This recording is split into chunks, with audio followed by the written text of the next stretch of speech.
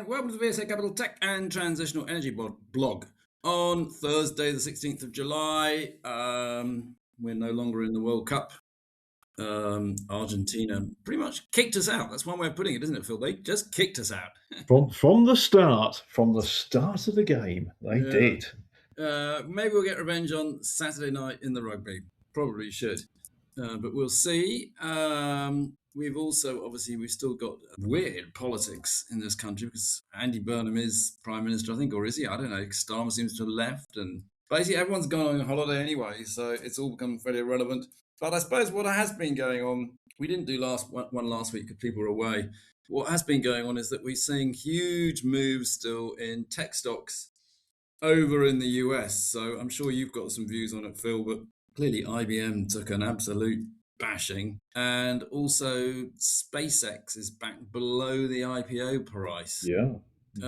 So there's quite a lot of profits coming out of the big US techs. What are your thoughts on that, Phil? Well, IBM firstly was, I think, in their mainframe compute business. And there's an interesting take in the Financial Times I was reading this morning about this, about IT spend and about prioritizing of spend, and how quite a lot of the spend that may have been going there on IBM systems is right now being spent elsewhere in terms of data center and server systems, because we'll get onto it. But I mean, there were results out from ASML, but also TSMC, and that was very much on the positive streak in terms of CapEx investment and spend continuing in the sector. So it's things moving around, if you like, but the overall capital spend is still very much there. Yeah, I mean, and capital spend is the key to it, is that capital is being spent like mad in the tech industry, and it has moved from this asset-light to asset-heavy industry, which we discussed before on this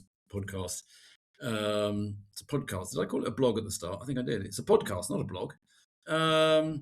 And so we are seeing a change there, and that actually theoretically should derate the sector because it's not being so capital intensive. You wouldn't expect to have quite such a high rating. You don't have the leverage. But that's still ongoing. Other than that, we are a little bit still in this sell in May and go away, I feel, although we're now halfway through the sell in May, go away.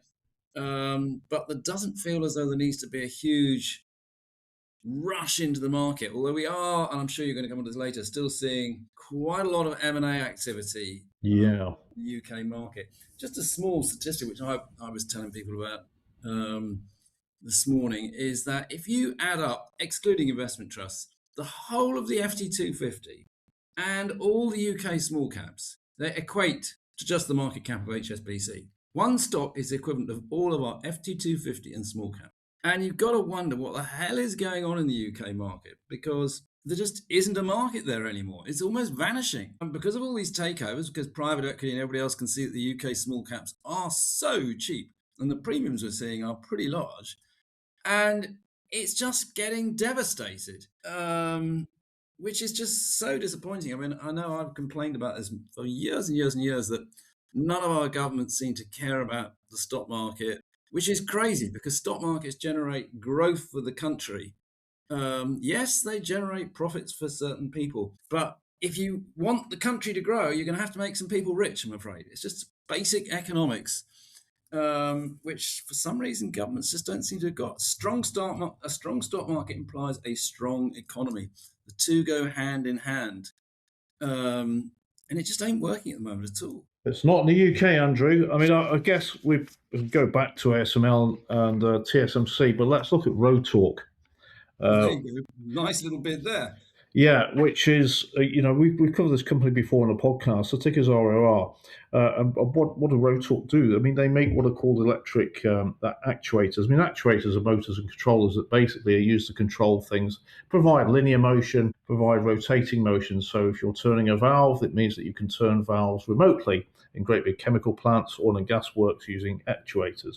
But also with linear actuators, you're moving things within production systems and moving them very, very accurately. And this is what Rotork does. And Rotork's also got sensor technology for HVAC, which is heating, ventilation, and air conditioning, and used in data centers. Now, Rotork's well-established international customer base. And if you look at this. This is an offer from ABB. So this is the big global industrials company. They put in a bid for Rotork, a share price of 503 pence. Now, the medium UK analyst target for the price for the stock is 382 pence. UK analysts. Now, this bid is at a 73% premium to the closing price on the 15th of July, and it implies a valuation of 5 times its revenue and 19.5 times adjusted EBITDA. I mean, even at that price, you could argue on a long-term basis that they're not even overly paying. But look at how it was valued on the UK market, and even where the analyst targets were for the company. And no surprise, it's been acquired. But I mean, it's yeah, as you point out, Andrew, it's ridiculous the way that we are viewing things. I mean, this is a really high quality international business. Yeah. It is. It's very, very sad. I mean, I think, funny enough, I was just talking of analogies and slightly red herring here, but I was talking to people about why it is that, you socialists, should we say, or these people who can't stand people like investment banks, etc., or managers getting rich. And it's because they don't understand it. So they don't mind a footballer being rich, going back to World Cup analogy, because they know football's very difficult because they've tried it. They've kicked a ball and they go, God, this is very difficult. Anybody who's really good at it really should become very rich. Musicians, they don't mind rich musicians. Sir Mick Jagger, he was there watching them football. Yep. That's fine because they've all tried to pick up a guitar and realised it's very difficult to play. They all know they can't sing. But what they've never tried, politicians basically, is to run a business. And so they don't understand how difficult it actually is. And being blunt, they also hate the idea that, maybe slightly overweight, white, middle-aged people can make money just running a business because they don't understand it because they've never tried. But it's the key to everything. Sorry, that was another rant and red herring again. Anyway, Rotork's been taken over. Another one's gone. They go every day. It's very sad. All right, Yeah. keep going. Yeah, I mean, look, the key thing at the end of the day, these are high value jobs that these companies are creating, and many, many of them, and it's beyond white, overweight, middle aged blokes that run businesses as well, Andrew. I mean, but it's just these people are so important to the economy. And yeah, they need the support. I mean, getting back to the tech sector, yeah, I mean, we were talking about the SpaceX share price, but it's this capex cycle. How long the capex cycle is going to last, and the returns being made from AI at the end of the day. I mean, what was very interesting was looking at ASML's results. ASML, it's first of all lithographic equipment. This is hugely important in the semiconductor industry. They're one of the main providers of this equipment, and it's used to etch the structures on silicon chips. So it's used by the global chip makers. ASML reported, this was quarterly results. I mean, look, the revenue was 9.3 billion euros, exceeding consensus forecasts. The net income, I mean, the profitability of these things, 2.9 billion euros on revenue of 9.3. But what was really interesting for me was, well, number one, they've upped the full year outlook from 43 billion to 45 billion of revenue from its previous guidance of 36 billion to 40. So they've upped their outlook, but they've also said they're increasing their capacity by 30% over each of the coming 2 years. This is looking forward and making investment themselves, what their CEO described as extremely strong customer demand for its chip equipment that's required for advanced AI processors.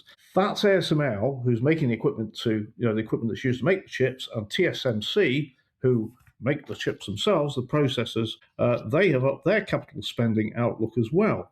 And again, this is quite eye-catching because when a chip maker increases its capex outlook, that's again invested over a couple of years because the time it takes to deploy this capital, and they've increased it from 60 billion to 64 billion euros. Hynix, one of the memory chip makers, said that it anticipates shortages persisting beyond 2030. Well, I could, your memory chip maker, shortages are a very, very good thing. Yeah, so that's interesting for them to say that. And TSMC reporting like 77% growth in quarterly net incomes. Astonishing. A lot of that investment as well by TSMC is coming into the US in terms of capacity expansion there. We talked about that previously. So the capex cycle on this, Andrew, at the moment seems to be very much continuing. Yep, it is. It's a changing world out there. That's why you have to listen to us to find out how to make the benefits from it. Anyway, carry on, Phil. VLX market cap now is 967 million. The shares are up 25% year to date. Covered it in the podcast before. This is a company that manufactures specialist cabling and connector technology. It's used in medical products, it's used in automotive industry, and also used in data centers to carry the high frequency data signals around and between the servers. The company announced that it's acquired a 64% remaining stake in a medical product manufacturer, Kepler Signal Tech, that it didn't already own. It's doing that for 90 million US dollars.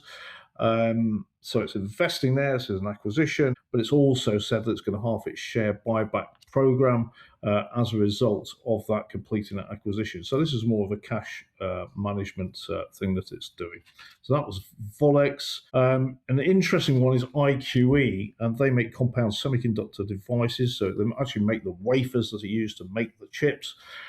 This is a company that received industry investment earlier in the year. Really, really important in the whole scheme of things, IQE, because the compound semiconductors are used again for AI infrastructure and data center for high frequency signals to communicate them around. But they've announced a multi-year production order for $14 million from, quote, a strategic global technology customer. And they've said they're engaging with that customer on future opportunities as well. So really good news. I mean, here's a business that's really turned around. I mean, IQE, I remember, were compound semiconductors for wireless devices, mobile phones and everything, and they really went through a poor phase in terms of demand from that industry, and have found their technology has now found its niche in AI infrastructure. So that was IQE. On defense technologies, Concurrent Technologies, CNC's a ticker, 221 million market cap. Their shares are up by 50%. We've discussed this previously on a number of occasions, Andrew. This is high performance computer systems for defense. And so they take, likes of Intel's latest processors. They build computer boards that are highly ruggedized for defense applications, for heat, vibration, radiation, etc. They had a trading update in 6 months to June, and they have said they expect to report record results for the first half. Revenue of £23 million and profit before tax of 3.3 million. And for them, order intake, all important, was significantly ahead of the prior year at £46.9 million. Crikey, it was ahead. That's up by 110%. Demand from European customers there, and they received an $8 million order in the period. So that was all good. That was Concurrent. Sticking with defense, Cohort, ticker CHRT, 600 million market cap. They had full-year results. And the shares, if you look on screen at their share trading, they hit a low of 899p on Christmas Eve, and they're now 1,337 pence. So they've had a significant climb. And Cohort's quite a complicated business in terms of defense. So it's communications and intelligence, what are called sensors and effectors. The communication side is things like satellite comms, but also electronic warfare and surveillance technology. And on the sensors and effectors, this is all about tracking fire control systems and defense systems against incoming. They also have sonar. Cohort, their full year results saw revenue up by 13% to £306.4 million, and this all dropped through to profit. Adjusted operating profits up by 32% to 36.3 million. Clearly, business being driven by increased defence spending by NATO countries, but also they saw demand from Australia and Canada for naval systems. That generally seems to be all pretty good. Their sensors and effectors business, probably why that share price has been moving and moved down for a while, that have flat revenue over the year, slightly lower profit, but the business really driven by communications and intelligence. Net funds are up. Positive outlook for the business. What was also interesting about this one is that they've renewed their banking facilities and tripled the size of their facility, tripled it to £175 million, with an additional £50 million less a facility taken on. And they've had strong order intakes. I think this will be a business, Andrew, where they'll need the working capital to expand. So Not surprising they've increased the bank facilities. But that was Cohort. That's good that the bank's doing it, because the worst thing you can do really is I need working capital and then have to go and raise it in the equity markets. It's a terrible use of the equity markets. Yeah. So well done, the banks lending that money. Yeah, and a great UK business there, and they're supporting it. Right, and one we've not discussed for James Cropper. James Cropper, CRPR is a ticker, £36 million market cap now, and the shares are up by 62%. Now, they've had the full year's results to March. This is a company that specialises in membranes, making membranes for fuel cells, but also very high quality paper products for packaging. And it's a company that Andrew and I looked at, a good couple of years ago now. It's changed management since, got a new chief executive in. And we were looking at it from the hydrogen membranes perspective and thought that was a really interesting area for them. Now, And it was based in Launceston, which is on my way down to Cornwall. exactly, well, there we are. Why doesn't caught our attention? Always, if you've got a business down between Exeter and Cornwall, let us know, because I'll come and visit it. Oh, there we are. Well, you can't refuse that. Anyway, reporting the full year results. Now, the paper and packaging business went through a very, very tough time. Clearly, paper and packaging, you're in consumer markets, there's a lot of energy and water needed to make the products, so there's a lot of costs involved. So it went through a tough period. New management have come in, the business has been restructured. There's been a lot more focus onto the advanced materials business as well. This is the fuel cells related, and you can see it coming through to the results that they've just reported. And they've said that in the advanced materials business, the revenue is up by 11.5% to £39.8 million, and the adjusted EBITDA up from 7% to 11.4 million. This is record sales for them in the hydrogen coatings business. And on the paper and packaging, they have returned that to EBITDA profitability, which was really important for that side of the business, which had been struggling. During the period, they announced strategic collaboration with this is Swiss-based. I can't Horbiger, I pronounce it Hoerbiger.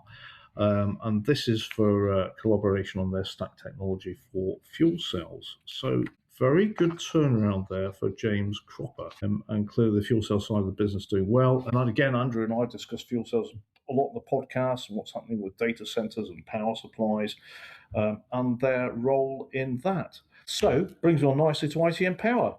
Market cap now is £777 million. The shares are up by 47% in 12 months. A long listed company, and this is involved in fuel cell technology, electrolyzers. I'm sure Andrew will correct me on this. They've just announced a UK government grant for £46.5 million.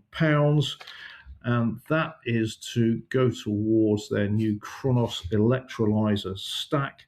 They're going to manufacture that in the existing production facilities in Sheffield, and the grant will be used to expand those facilities in terms of automated production equipment and an investment in its catalyst membrane production there. And they're aiming at 1 gigawatt of annual production capacity. So good. That's all UK highly skilled jobs there, and good to see that sort of investment going in. There we are. Good. I'll tell you what, we've pretty talked enough now, but I'll wind up by just saying on my drive down to Cornwall, I often listen to books, and one that I've been listening to is The Curious Case of Mike Lynch. Oh, yes. By Casey Prescott. And I'll just say it's well worth listening to if you're interested in all sorts of things, to be honest, and all sorts of names cropped up in it, like Tim Steer and Paul Morland and various people who have either worked with me or been clients of mine or lived in the same street for that matter. But it's a fascinating story about UK tech, because of course things like Dark Trace actually were effectively spun out of an incubator set up by Mike Lynch, who's been phenomenally successful. But it's also fascinating about the whole extradition process to the US, the legal case against HP. So I strongly recommend, if you like those sort of business books, it's well worth a read. And on that note, we'll call it a day. Back next week. Chat next week, Andrew. This podcast has been produced and edited by VSA Capital. It is intended for information purposes and not as investment advice. The information is intended for recipients who understand the risks associated with equity investments in smaller companies. Please do your own research and do not rely on a single source when making an investment decision. VSA Capital may derive fees from this content and seeks to do business with the companies mentioned.